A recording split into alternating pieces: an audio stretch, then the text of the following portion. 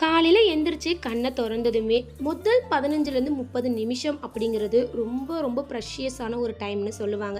ஏன் தெரியுமா? நைட்டு படுக்கும்போது பல யோசனைகளோடையும் கவலைகளோடையும் சம்டைம் சந்தோஷத்தோடையும் படுத்திருப்போம். பட் அடுத்த நாள் அந்த மைண்ட் செட் இருக்குமான்னு கேட்டால் கண்டிப்பாக இருக்காது. Depends on situation. நாளையிலேருந்து இதை ட்ரை பண்ணி பாருங்கள். காலையில் எந்திரிச்சதும் ரெஃப்ரெஷ் ஆகிட்டு கண்ணாடி முன்னாடி போய் நின்று உங்களை பார்த்து முதல்ல ஒரு ஸ்மைல் கொடுத்துட்டு அந்த டேவை ஒரு ஹாப்பியாக ஸ்டார்ட் பண்ணுங்கள்.